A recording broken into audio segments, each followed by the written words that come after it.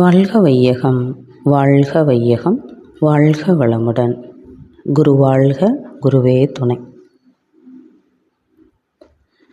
இந்த அரும் பிறவியில் முன்வினை அறுத்து எல்லையில்லா மெய்ப்பொருளை அடைவதற்கு வந்த ஒரு உதவி குரு உயிரின் சேர்க்கை. வணங்கி குரு திருவடியை வாழ்த்தி வாழ்வோம். வாழ்க வளமுடன். அனைவருக்கும் காலை வணக்கங்களும் வாழ்த்துக்களும். இன்றைக்கி நம்ம என்ன சிந்திக்க இருக்கோம் அப்படின்னா, தவம் அப்படிங்கிறத பற்றி சிந்திக்கிறோம்.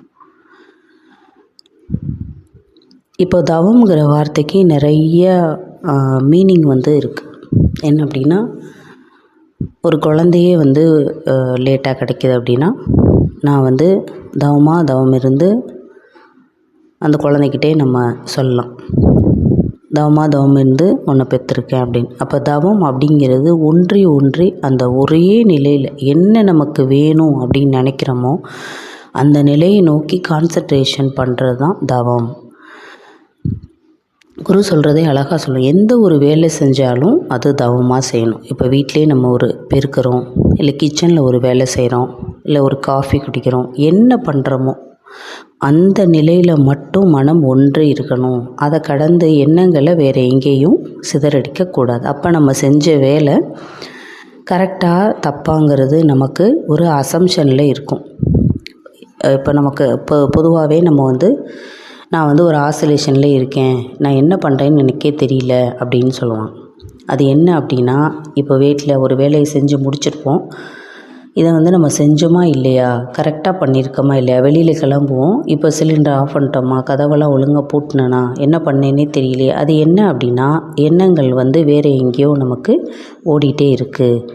அப்போ எந்த வேலை செய்கிறோமோ அந்த இடத்தை நோக்கி மனம் இல்லை அப்படின்னா, ஏன்னா எண்ணங்களின் தொகுப்பு தானே மனம். அப்போ எண்ணங்களை நம்ம ஒரு எண்ணமாக இல்லாமல் எண்ணங்களாக மனம் செயல்படும் போது நமக்கு அந்த இடத்துல ஓர்மை நிலைங்கிறது கிட்டாது. இது எல்லாம் உதாரணமாக ஏன் சொல்கிறேன் அப்படின்னா, சாதாரண நம்ம வாழ்கிற வாழ்க்கையில் உள்ள நிகழ்வுகளுக்கே இப்படி நம்ம மனம் செயல்பட்டுச்சு அப்படின்னா, இறைநிலையை நோக்கி நம்ம பயணிக்கணும் அப்படின்னா நம்ம என்ன பண்ணணும், ஓர்மை நிலையை நோக்கி பயணிக்கணும். அப்போ நம்ம மனம் எப்படி இருக்கணும், இறைநிலையாகவே இருக்கணும், அதோட தன்மையாகவே இருக்கணும். ஏன்னா இறைநிலையோட பிம்பமாக தான் நம்ம வந்திருக்கோம். அப்பேற்பட்ட மனிதர்கள் நம்ம எப்படி இருக்கணும் அப்படின்னா, ஒன்றி அந்த இறைநிலையோடு எப்பவும் நின்றுட்டே இருக்கணும். அப்படி நம்ம மனம் ஓர்மை நிலையை நோக்கி போகும்போது தான் எந்த செயல் செஞ்சாலும் அதில் ஒரு சிறப்பு இருக்கும், மன மகிழ்ச்சி, நிறைவு எல்லாமே இருக்கும். இப்போ மகிழ்ச்சி சொல்லுவாங்க, ஒன்றி நின்று அறிவில் பழக உறுதி நுட்பம் கிடைக்கும், ஒரு ஸ்ட்ராங் கிடைக்கும். இப்போ எப்போவுமே ஒரு டிசிஷன் எடுக்க தெரியல அப்படின்னா நம்ம சொல்லுவோம், உட்காந்து நீங்கள் மனசை ஒருமுகப்படுத்திட்டு தவம் பண்ணிட்டு ஒரு முடிவு எடுங்க.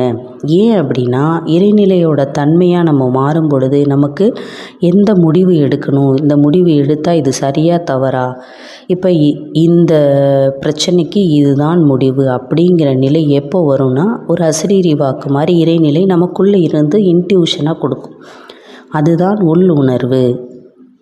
அதுதான் மகரிஷி இதை இன்ட்யூஷன் அப்படின்னு சொல்கிறாங்க. அப்போது நம்ம எந்த நிலையில் இப்போ தவம் பண்ணிகிட்ருக்கோம், நம்ம ஒவ்வொருத்தரும் நம்மளை ஆராய்ச்சி பண்ணோம்.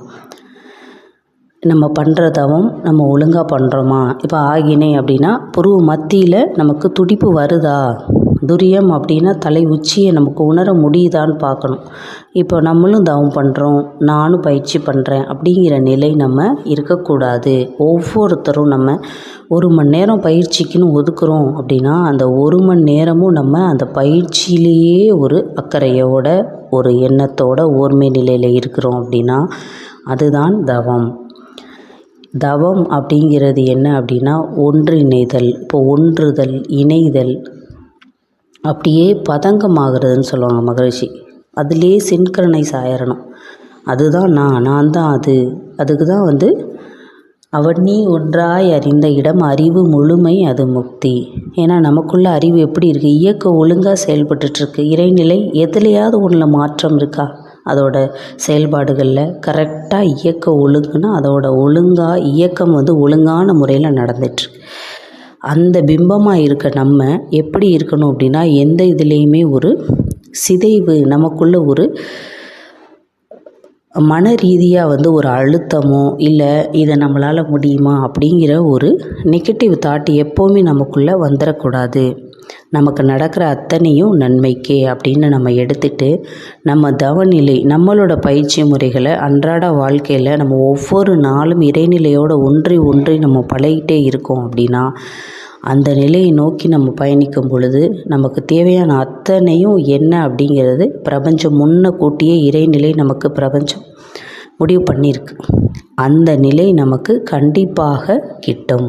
அதுக்கு தான் தவம் பண்ணும்போது என்ன மகிழ்ச்சி சொல்லணும்னா, ஒன்றி ஒரு புள்ளியாக இருக்கணும். அப்படி புள்ளியாக இருந்து ஒடுங்க தான் அப்போ நம்ம விரிந்துடு அகண்டாகாரமாக, எப்போ அகண்டாகாரமாக விரியும்னா பிரபஞ்சம் எப்படி தோன்றுச்சு, இறைநிலை நம்மளை எப்படி கொண்டு வந்துச்சுன்னு அப்போ ஒரு புள்ளியாக நம்ம ஒடுங்கும் பொழுது தான் அதை நோக்கி நம்ம விரிஞ்சு பார்க்க முடியும். வென்றிடுவாய் புலனைந்தும் வெற்றியே அப்படின்னு சொல்லுவார். அப்போ புலன்களை கடந்த நிலை எப்போ வரும் அப்படின்னா அந்த ஓர்மை நிலையில் மட்டும்தான் வரும்.